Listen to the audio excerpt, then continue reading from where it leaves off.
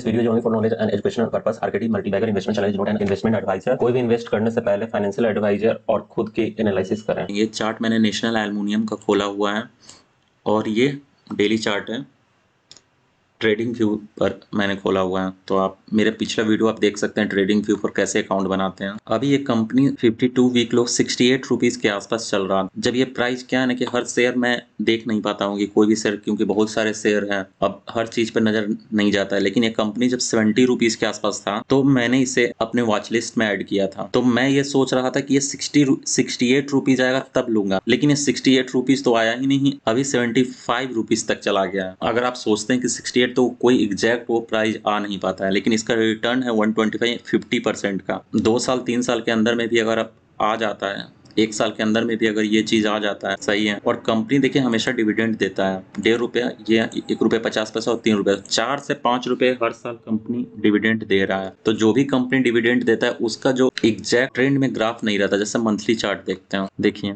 ये जो monthly chart है कि देखिए यहाँ से ये क्या अप ट्रेंड में फुल था, अभी यहाँ पर कंसोलिडेशन होता है, देखिए ये नीचे जाता है, फिर ऊपर ये स्विंग ट्रेड इस तरह से बोलते हैं। लेकिन जब ये ब्रेकआउट देगा इस 125 रुपीज के को लेकर, तो मैं ये अभी क्यों बता रहा हूँ कि अभी ब्रेकआउट कैसे देख सकता है। देखिए ये जो रेजिस्टेंस था 125 रुपीज का, इसने ये एक फर्स्ट टाइम यहाँ पर टच किया और कंपनी ब्रेकआउट दिया, लेकिन इसके ऊपर कैंडल क्लोज नहीं हुआ। जब भी ब्रेकआउट होता है उसका वीक होता है, जो भी कैंडल जो ब्रेकआउट देता है उसका हाई आप देख सकते हैं। तो इसके हाई के ऊपर में क्लोजिंग ग्रीन कैंडल का होना चाहिए, नहीं तो फॉल्स ब्रेकआउट होता है। तो देखिए फिर ये नीचे गया, फिर इसने सेकंड टाइम भी किया, फिर थर्ड टाइम भी किया, और फिर देखिए अब फिर यहाँ पर कर रहा है।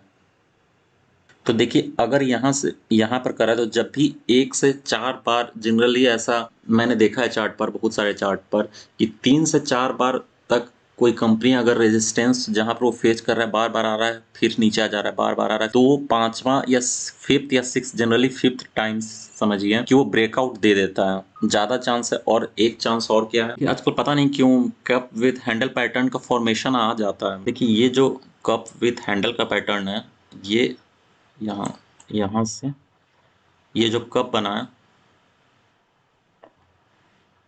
ठीक है, यहाँ से आप लीजिए या यहाँ से लीजिए, यहाँ पर एक बार टच किया तो यहीं से प्राइस नीचे गया, तो कप तो ये बना और ये हैंडल फॉर्म हो रहा है। अब ये कैसे हम समझेंगे कि ये ब्रेकआउट कैसे समझेंगे, तो देखिए ये रेड कैंडल जो यहाँ पर है, ये है 85 रुपीज के ऊपर। तो 85 रुपीज के ऊपर में अगर ये ग्रीन कैंडल दे देता है तो ये, लेकिन मंथली चार्ट तो इसमें टाइम लगेगा, क्योंकि कोई भी चीज मंथली चार्ट बहुत, एक कैंडल बनने में 1 महीना लगता है। तो अगर आपके पास टाइम है तो इसलिए मैं 1 साल कम से कम बोल रहा हूँ इस शेयर में, 6 महीने तो नहीं बोल रहा हूँ, लेकिन 1 साल बोल रहा हूँ। लेकिन 1 साल के अंदर 125 का टारगेट होगा, लेकिन मेरा पहला टारगेट है, अगर आप 80 रुपीज पर इन्वेस्ट करते हैं तो 195 रुपीज के लिए। वीकली चार्ट भी सही है, वीक का चार्ट सही है। क्या है कि डिविडेंड जो कंपनियां देती है वैसा ही चार्ट होता है। देखिए डेली चार्ट पर यहाँ पर जो है, मिनट ये डिलीट कर दे रहा हूँ। देखिए भाई यहाँ पर कोई कप विद हैंडल पैटर्न नहीं बन रहा है, तो मैं वो नहीं बोल रहा हूँ। आप लगाइए बोलिंगर बैंड्स, ये डेली चार्ट है। अभी देखिए बोलिंगर बैंड्स पे मैंने क्या बोला था कि डबल कंफर्मेशन कैसे होता है। पहले तो ये टारगेट था 68 रुपीज पे, तो मिला नहीं, अभी 75 रुपीज चल रहा है, तो मौका छूटना नहीं चाहिए। खुद रिसर्च करें, इन्वेस्टमेंट करें।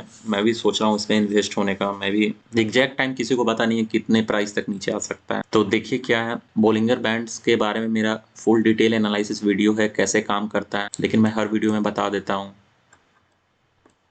बोलिंगर बैंड्स का क्या है कि सबसे पहले तो ये रेड जो लाइन है, ये 200 डेज का मूविंग एवरेज है। तो जब भी ये 200 डेज के ऊपर मूविंग एवरेज के ऊपर चला जाता है तो वो अप ट्रेंड में 90% चांस है उसे जाने का। तो अभी क्या है कि अपर बोलिंगर बैंड के ऊपर में इसने ग्रीन कैंडल का ब्रेकआउट दे दिया।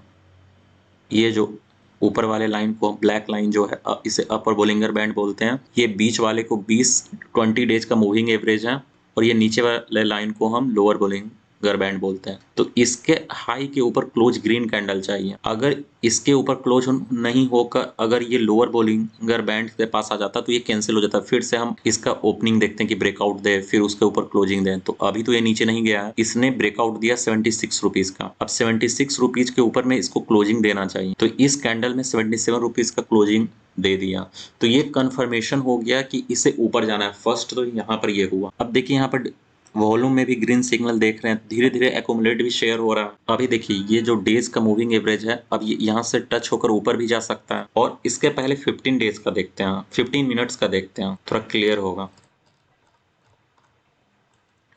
15 मिनट्स में इसने 75 रुपीज़ पर यहाँ पर दे दिया, और इसका हाई यहाँ पर आप देखिए कि इसका हाई है 75 रुपीज़ 30 पैसा, और इसका हाई है 75 रुपीज़ 35 पैसा, और इसने क्लोजिंग इसका देखना है तो 75 रुपीज़ 35 पैसा, तो इसके ऊपर इसने क्लोजिंग दे दिया, तो 75 रुपीज़ पर आपका यहाँ पर सिग्नल आ गया। अब देखिए 15 मिनट्स का जो चार्ट होता है वो 3 मंथ्स 1 मंथ्स तक का जो भी है वो दे देता है कि 1 मंथ्स में कैसा कंडीशन क्या रहेगा। तो यहाँ पर 15 मिनट्स में आ गया, तो जब भी चार्ट 15 मिनट्स में ठीक होगा तो धीरे धीरे उसको 15 मिनट से क्या होता है 1 आवर 2 आवर जो भी चीज़ है 1 डे, तो 1 डे का भी चार्ट फिर ठीक हो जाता है। तो सबसे पहले तो 15 मिनट्स में ही ब्रेकआउट आता है, फिर 1 डे में आता है, फिर डेली चार्ट ठीक होगा, डेली चार्ट ठीक होगा तो वीकली चार्ट ठीक होगा, वीकली चार्ट ठीक होगा तो मंथली चार्ट ठीक होगा। अगर आप वीकली चार्ट ठीक होने का वेट करिएगा तो प्राइस तो बहुत आगे निकल जाएगा। अभी वो कंडीशन बन रहा है यहाँ पर, तो 75 रुपीज़ में यहाँ पर दोनों कंफर्मेशन हो चुका है। अगर आपका 1 साल का नजरिया है, कोई मैं सलाह